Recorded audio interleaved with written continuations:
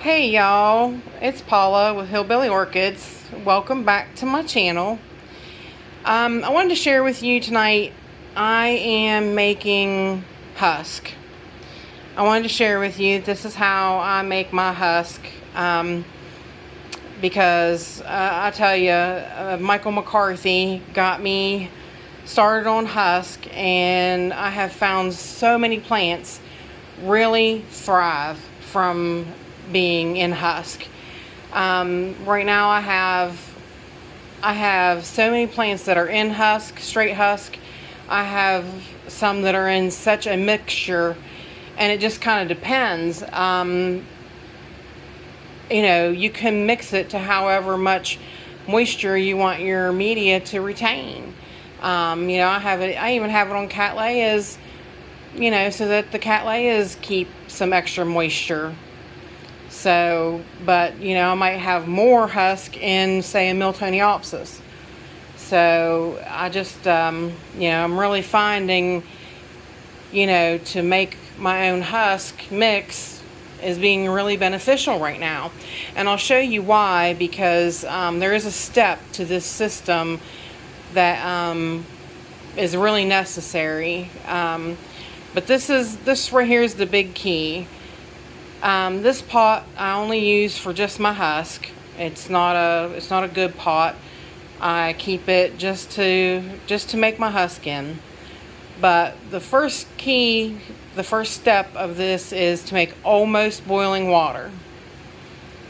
You see how it's just now, it's starting to simmer, it's starting to steam, so it's ready to be shut off.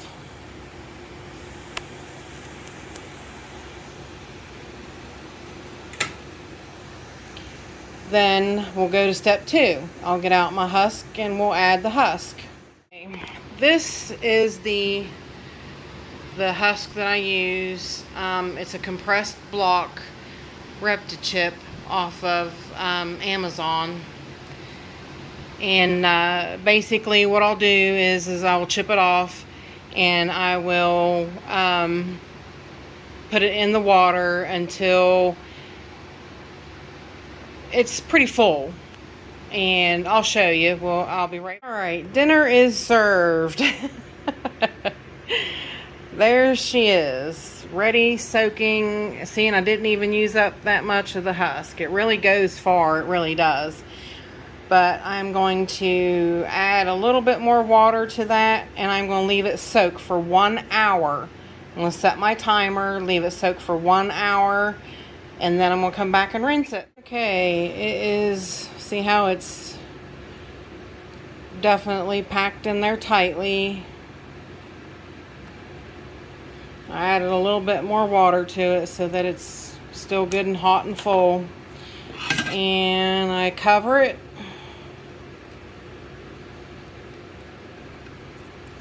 Leave it soak for 1 hour, and I'll be back. Okay, after 1 hour soak, now I'm going to rinse it 4 or 5 times in just regular hot tap water.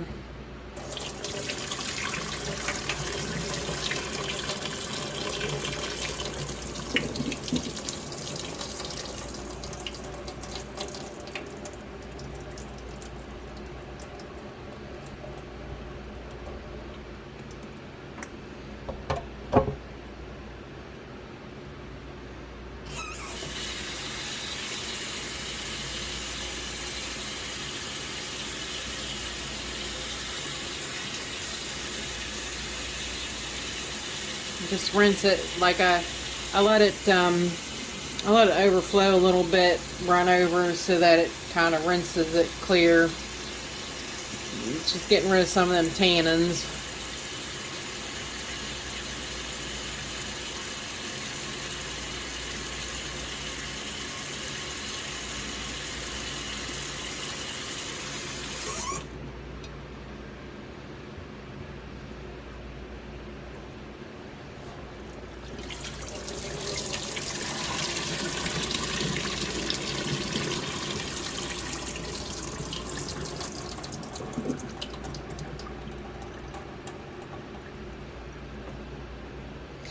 Now I'll do that, like I said, 4 or 5 times, rinse it really well, and I will leave it set overnight for 8 hours.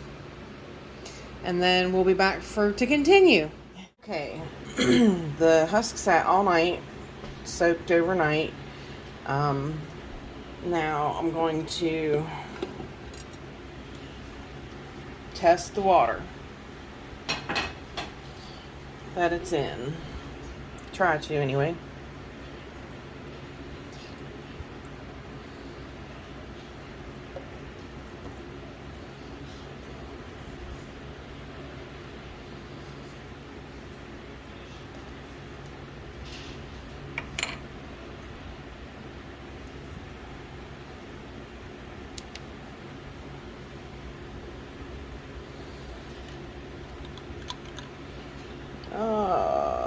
Okay, let's see if that's focusing. 175 parts per million. Perfect.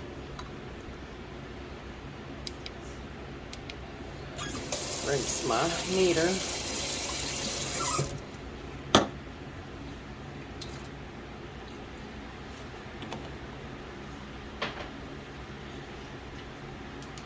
Now we're going to rinse the husk like we had been doing.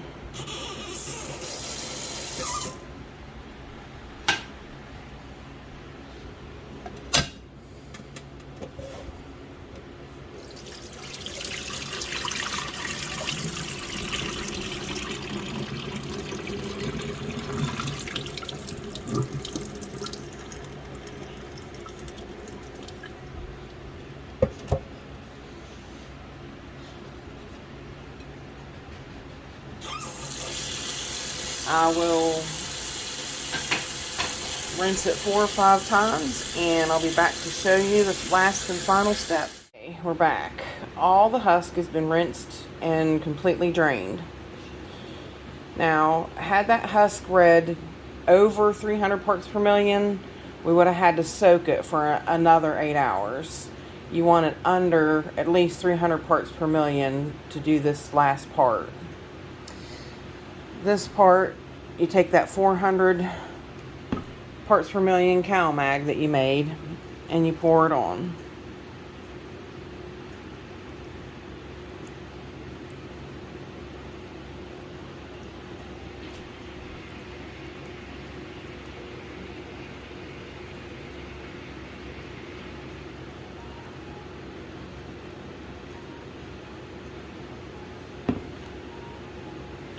Make sure it's all down in there as good as you can get it. Of course, it's going to soak it up and absorb it anyway. Set it there. Cover it back up. Wait another 8 hours. So it's 8 o'clock. By 4 or 5 o'clock this afternoon, I can rinse it 4 or 5 more times, and I will have husk ready to use. So I'll be back with you later to show you what to do after that. Okay, hey y'all, it's Paula back here with Hillbilly Orchids again. We are finishing up our husk. Woohoo! Like I said, it doesn't really take long, you know, it's just a process. You can do it in 24 hours, or you can do it over the span of a couple days, make it a little easier. But we soaked it 8 hours in CalMag, 400 parts per million CalMag solution, and I rinsed it 4 and 5 times, and I want to dump it in this, this is like an outside door picnic table plate cover to keep bugs off your food. So I just use it as a strainer for my husk, and it works perfectly. And I keep it in that so that I can toss it around and keep it, you know, keep it from getting stagnant and let it dry out. But there's the finished product. Oops, what was that? That's a little creepy. I don't know if I can edit that out of mine. If not, it don't matter. But there it is. There is the husk. 100% ready to rock and roll. I rinsed it with hot tap water too. So there it is. It's all said, done, and finished. I'll let it drain there and let it, you know, let it cool off a little bit.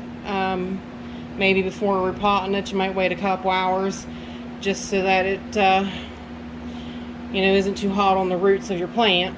But then, like I said, you know, after it drains, I use this to kind of flip it like this every day, just to keep it fresh until it's all dried out. Which in my grow space, it dries pretty fast, so I'm not too worried about that.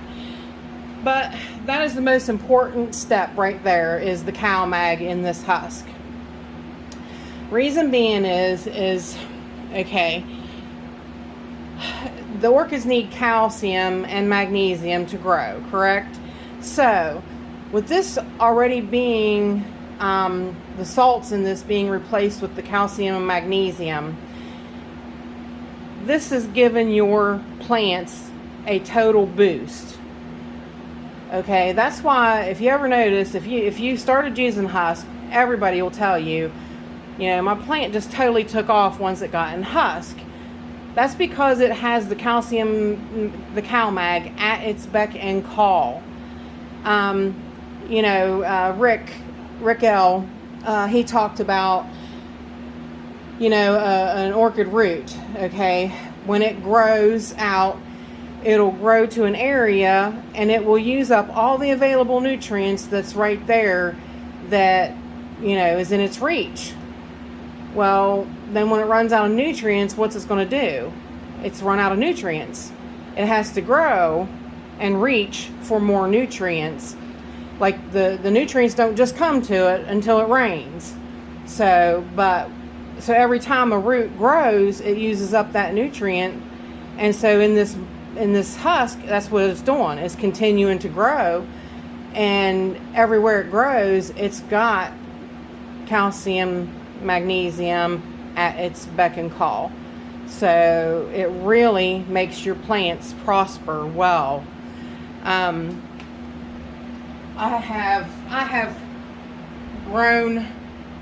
have taken kikis off of Phalaenopsis without any roots, and I have grown them.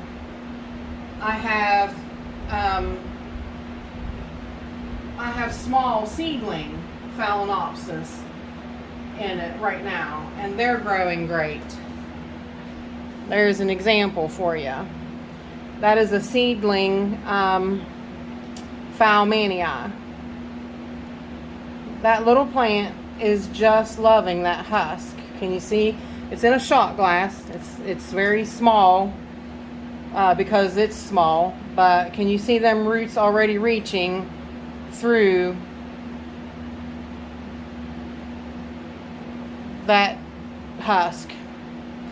This plant is loving that husk. It is just absolutely thriving in this husk. So it's awesome for seedlings like this. I've noticed like plants that are having a little bit of problems with them. It's like, you know, they might be stalling, kind of not growing as well as they should, or to the potential that I think that they should, and they get planted in this. And here is for instance, let me just scoot the husk out of the way now since I'm telling you this. Here's a Cattleya. This Cattleya just lay dormant for so long, really. It did nothing. It had these couple of growths on it. This one failed. The leaf fell off. This Cattleya really just did not do well at all. Throwed it in husk and look at it. I mean, I just can't explain to you. The proof is just right there. I mean, it's amazing what husk does for these plants. Like I said, ever since Michael McCarthy showed me how to use it, talked me into using it. I have been just fascinated with it. It's really awesome stuff. So, you know, for anybody out there, if you got a plant that you're having a little bit of trouble with or something, you know, the best thing to do is get you some husk, treat it, and go from there. Treat it and plant it in it and see if it helps. Because really, honestly, the thing is you will know right away if it's enjoying the husk or if it's hating the husk. Now, I have had very few plants not do well in husk. I really can't say why they didn't. They just didn't. Here's another example for you. This is little seedlings of Cattleya dowiana aurea. I mean, I need to repot this one, actually. I'm going to pot it soon. But look at that. I mean, it's just incredible. Just amazing. But if you try to skip the CalMag step, I really don't think it's going to work as good for you. I don't want to pass judgment exactly because I can't really say, because I've always done my husk that way. But this is proof. This is total proof. I wish I'd actually had my other one ready for you, but I don't.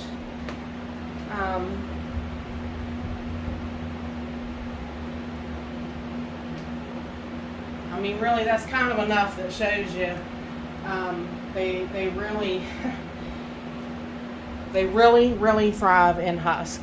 So if anybody has any questions or anything, you know, please feel free to message me. You know, I'd be glad to walk over anything with you. If I didn't explain something fully that in the videos of how to step-by-step do it, just get a hold of me.